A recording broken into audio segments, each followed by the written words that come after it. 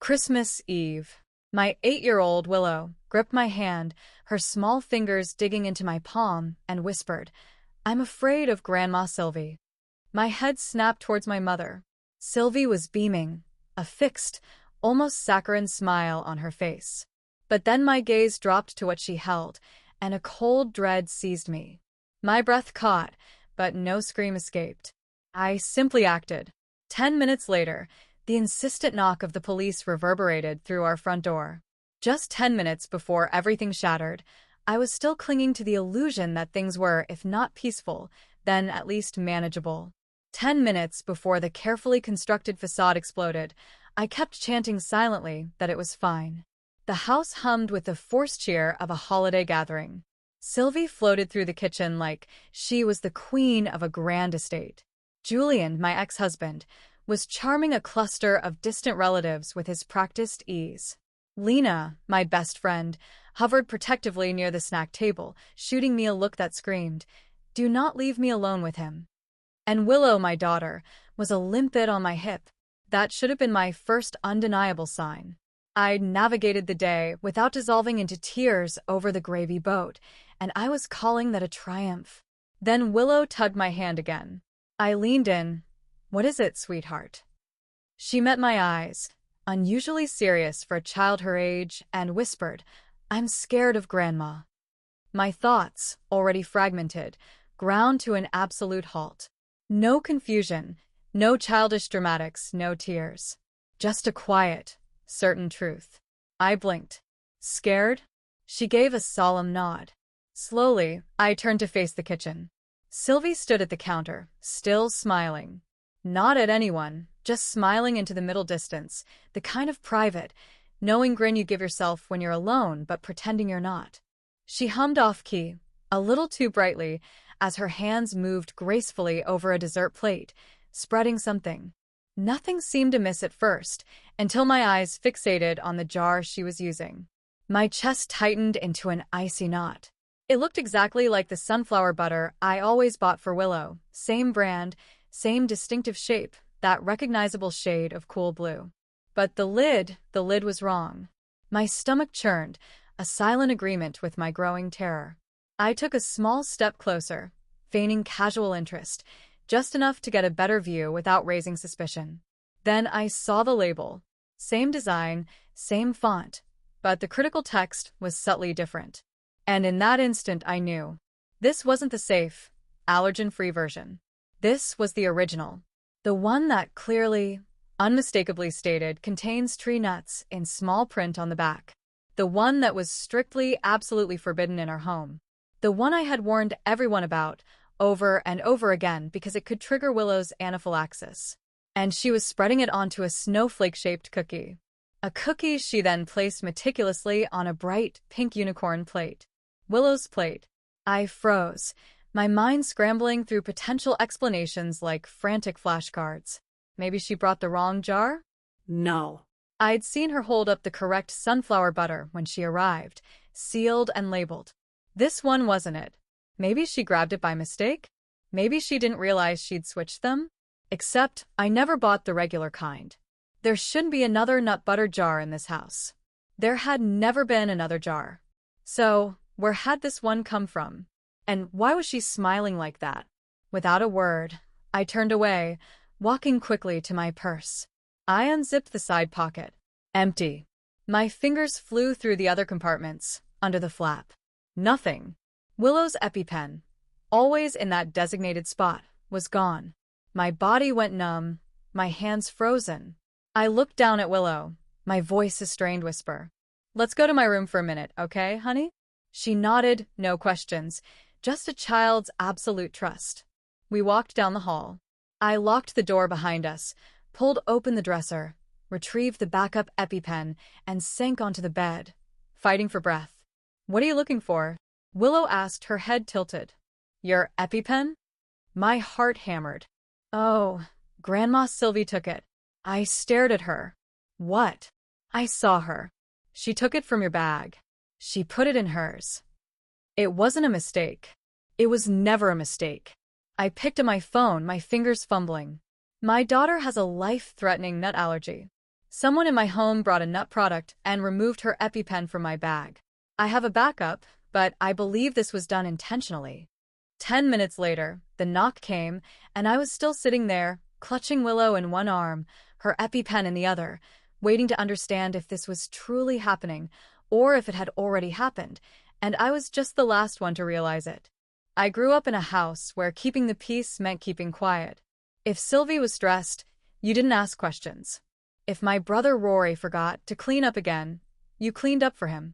If something felt fundamentally unfair, you smiled through it.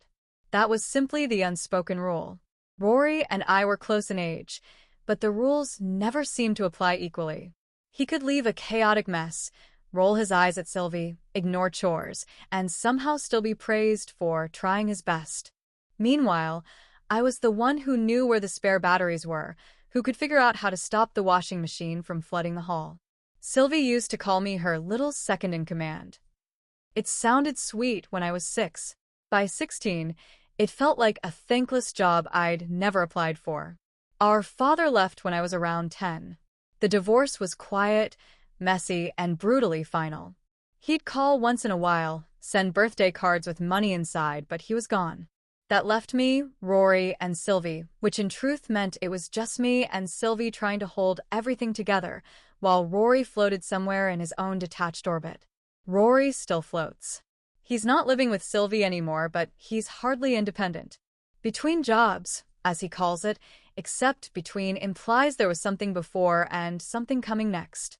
I'm not convinced of either. Anyway, I met Julian in my mid-20s. He was charming in that practiced, almost calculated way some men are, the kind that makes you feel lucky just to be noticed. He was successful, confident, articulate. Everyone liked him, especially Sylvie. She adored him, said he was the kind of man who knew how to lead.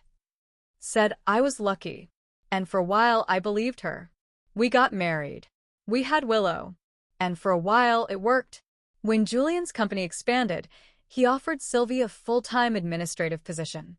It suited her, and she loved telling people she worked for the family. It made her feel important. She had a proper desk and email signature, a boss she admired. Then it stopped working. I won't rehash it in detail. I'll just say I left him because he cheated, and that was enough. When I told Sylvie, she didn't gasp or get angry or ask if I was okay. She merely sighed. So he cheated, she said. It happens. That's just how men are. I remember staring at her, waiting for the part where she'd follow up with something like, but it's still wrong, or, I'm here for you. Instead, she said, you should have stayed. You have a child. I finally snapped. I'm not staying in a broken marriage, so you can keep your job. She didn't speak to me for 3 days. Julian didn't fire her. Of course he didn't. He promoted her, gave her more responsibility, more money, gave her reasons to speak about him with reverence.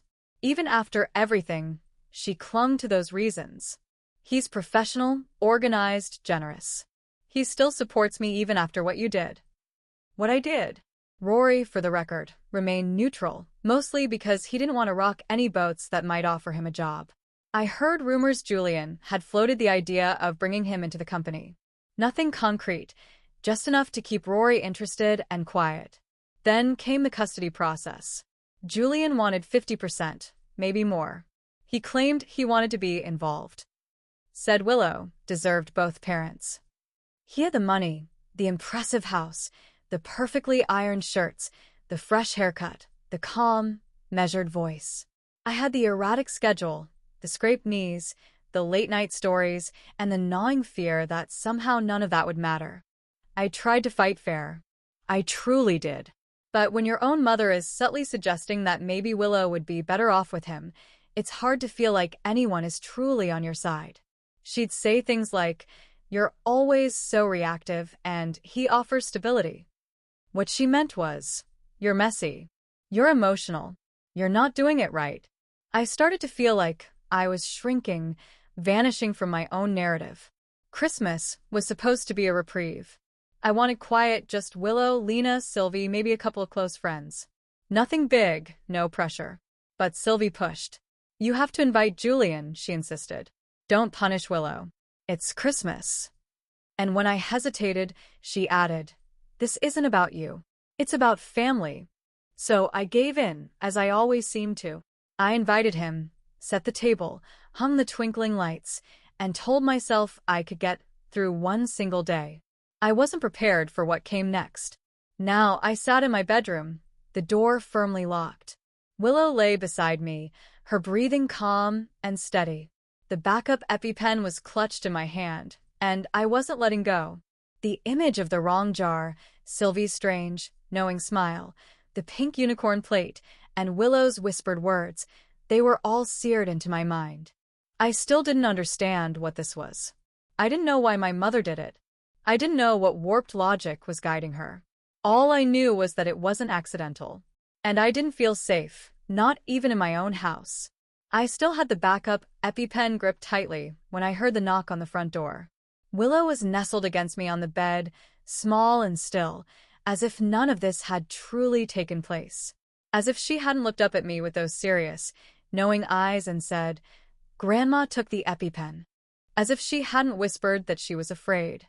10 minutes earlier, I'd called the police. Now I was just waiting. That agonizing kind of waiting where your mind begins filling in every terrifying gap. What if they think I'm exaggerating?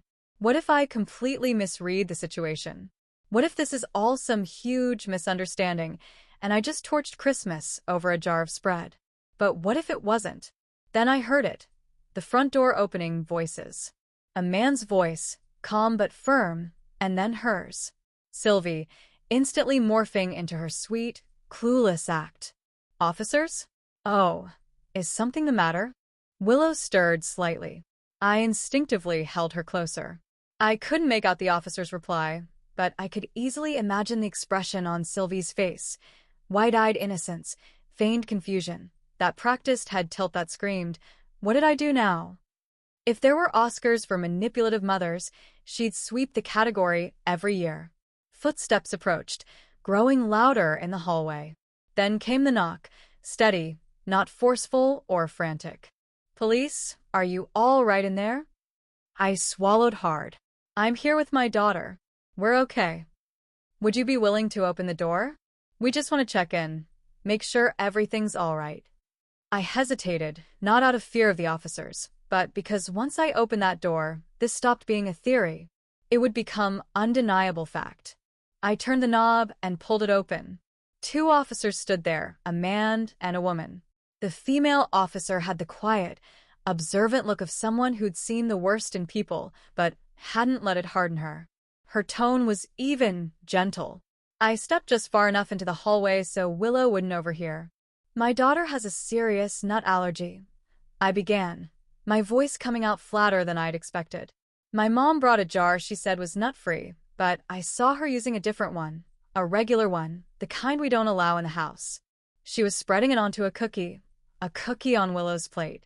I felt my fingers tighten around the EpiPen as I added, "The one I always keep in my purse, it was gone." I managed to find the backup, but Willow told me she saw her take it. The officer gave a small, almost imperceptible nod. She didn't look surprised. Somehow, that made it feel worse. "All right," she said calmly. "Would you like to stay in the room with your daughter while we speak with everyone else?" I nodded. She stepped away, and the door clicked shut behind her. I sat back down on the bed and listened. Sylvie's performance had already begun. This is absolutely ridiculous. I didn't do anything. She's just dramatic. She loved that word, dramatic. It was her favorite way to say you couldn't trust me. Another voice, calmer, probably the male officer. Then more movement, a knock. The same female officer stepped in. "We're going to check the kitchen and speak with your mother. Are you comfortable with us looking through her bag?" "Yes," I said, no hesitation. She left again. More movement, a raised voice. "Not mine. This is harassment. What are you even looking for?" "That jar was just something I brought." You can't go rifling through people's things just because she has a tantrum. Tantrum. I waited. Then another knock. The officer came in this time holding something in her hand. Willow's EpiPen. "We found it in her purse," she said. I stared. "The jar," she continued, "is not the same one she presented earlier. It contains peanuts." It's clearly labeled. My mouth opened, but nothing came out. Would you like to give a full statement now, or wait until later? Either is fine. Now, I said. She nodded and left. More time passed. I didn't check the clock. Everything had gone sort of floaty, like my body was underwater, but no one else noticed. Then I heard it again, Sylvie's voice, angrier now. You can't be serious. You're really taking me to a station over a cookie? Then the officer. Ma'am, you're not under arrest, but we do need to speak with you formally. Then the front door, then silence. I sat there, still holding the pen. Lena appeared in the doorway. Didn't say anything at first. Can I come in? I nodded. She sat on the floor next to the bed, looked at Willow, then at me. So, she said finally. Quiet evening, huh? I laughed. It came out sharp like a gasp, but it was real. I knew she didn't like me, I said. Didn't know she wanted to kill my child. Lena didn't flinch. She just reached over and placed a hand over mine, the one still holding the pen. And that's where I stayed, sitting next to my best friend, holding the one thing that stood between my daughter and whatever the hell that just was, trying to remember how to breathe like a normal person again. As soon as the officers left, I stood up, still holding Willow's EpiPen like it was the only solid thing in the world. Lena stood with me. I walked out into the hallway and said flatly, Christmas is over. Please go. No one argued. Julian didn't say a word, just picked up his coat and walked out like he was leaving a particularly bad dinner party. A couple of guests offered awkward hugs. I didn't return them. Someone asked if I needed anything. I shook my head. There was nothing anyone could give me that I wanted. Lena didn't leave. She didn't ask if she should stay. She just started clearing plates like she had always lived here. Willow fell asleep, curled up on my bed. I tucked her in, kissed her head, and sat beside her until her breathing evened out. By the time I made it back to the kitchen, Lena had already washed the dishes I couldn't even look at. She handed me a mug of tea and didn't say a word. That was what I needed. We sat in silence for a while. Not the tense kind, but the kind that fills in naturally when everything else has been said. I keep thinking, I said finally, if I hadn't walked into the kitchen right then. Lena didn't answer. If she'd eaten it. If I hadn't noticed the label. If Willow hadn't said anything. Still nothing. Then you did notice, Lena finally offered. I nodded, took a sip of my tea. I didn't say what I was really thinking. That I saw it, yes. But I still waited. Still questioned it. Still stood there frozen, telling myself it wasn't what I thought. The next morning, the phone rang. Unknown number. But I knew. I answered it. Hello. Sylvie didn't waste time. How could you do this to me? No greeting, no pretense. You called the police on your own mother on Christmas over a dessert. Her voice was furious, controlled, like she'd rehearsed it all night pacing a holding room. Good morning, I said flatly. Don't be flippant, Alara. You humiliated me.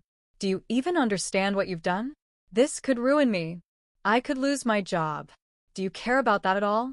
Do you even care what this does to the family? Sylvie, I said, my voice cutting through her tirade. You brought a peanut product into a nut-free house. You put it on Willow's plate. You stole her EpiPen. Oh, for God's sake, she snapped. You really think I would ever put her in danger? She wasn't going to eat it. Not really. I blinked. What do you mean? Not really? Julian had an EpiPen. He was ready. He was going to step in the second anything happened. She would have been fine. My mouth went dry. You planned that. You don't understand what it's like to be a single mother, she said, shifting into that disappointed, manipulative tone I knew too well. I just wanted to help. I wanted people to see how much pressure you're under. So, you staged a medical emergency? It wouldn't have gone that far, she snapped. Julian was going to fix it. All I wanted was for people to see that maybe you're not managing, and you're not. You're hanging on by a thread. I stared at the counter at Lena, who was now frozen, a coffee mug halfway to her lips. You think that helps me? I think you need help, she said. Real help. And if you won't ask for it, Someone else needs to show people the truth. I couldn't respond. There wasn't a sentence in the English language big enough to hold the amount of disbelief I was feeling. Then she added, quieter. He was going to make sure it didn't get serious. We weren't trying to hurt her, just prove a point. There it was. Julian. He knew. She hesitated for just a second. It was his idea, she said. I just followed through. She must have realized what she'd said because she hung up right after that. I sat there staring at my phone. Lena blinked once, then reached over and poured more coffee into my cup like we were just talking about groceries. So, she said, your mom's a sociopath. I said, apparently in collaboration with my ex-husband. A fun twist. We sat there in silence for a while. The kitchen smelled like old sugar and new coffee. There were still dishes in the sink. The unicorn plate was gone. I didn't want to ask where it ended up. What do I do now? I asked. Lena shrugged. Sue. I let out something between a laugh and a breath. I meant about Willow, about everything. You tell the truth, she said. You already did the hard part. You stopped it. You believed yourself. That counts. The words hit something deep in me. I didn't say, thank you. I didn't need to. 2 days later, my lawyer called. You might want to sit down for this, she said. Should I be scared or relieved? Both. She explained that they had received discovery materials from the custody proceedings, emails, screenshots, attachments between Sylvie and Julian. It wasn't subtle. It wasn't vague. They talked about how they were going to highlight your instability and demonstrate that Willow needs a more structured environment.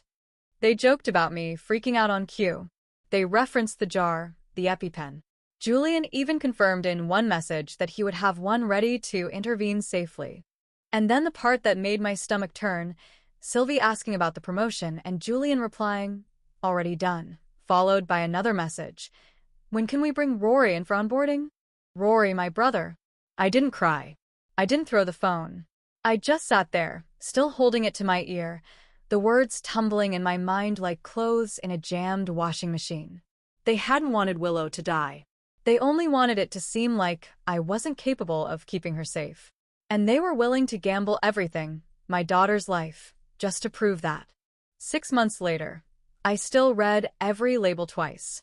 Maybe that habit will never go away. And maybe that's a good thing.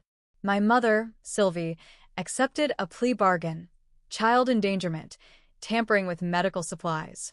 2 years of probation, mandatory counseling, a court order, no unsupervised visits with Willow for 5 years. Fine by me. I didn't attend the hearing. I didn't need to.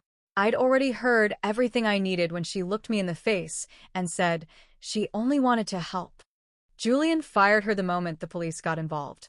Said he felt betrayed, which is laughable considering my brother Rory never even got the job. Julian cut ties with him right after the arrest. Julian did text me once. Something vague about loyalty, family, blah blah blah. I blocked his number. Never looked back. So, yes, I cut them all out. My mother, my brother, gone. No phone calls, no apologies, no attempts to make amends. Julian didn't exactly walk away unscathed, either. The emails, the text messages, the EpiPen scheme, it all came out in family court. But the district attorney saw more. He was charged with conspiracy to endanger a child. He took a deal, too. Probation. A permanent mark on his record. No jail time, but no way to spin it either. His name went public. Within weeks, his business collapsed. Clients vanished. Partners resigned. Quietly, politely, pretending they weren't fleeing. He put out a dull corporate statement. Something vague about stepping back to prioritize family. No one believed it. The judge didn't need persuasion. I was granted full legal and physical custody. He was given supervised visitation only. No overnights, parenting classes, mandatory therapy, a psychological evaluation. If and only if he completes all of it and maintains perfect behavior, he can apply for more. Even he knows it's a lost cause. Now it's calm. Willow is doing better. She's in therapy. She's talking more, drawing again, and sleeping through the night. She hasn't asked for her father. Lena still drops by with wine and zero tolerance for my self-pity. She doesn't tiptoe around the story. She doesn't treat me like some shattered doll someone glued back together. We laugh sometimes now. It doesn't feel like betrayal anymore.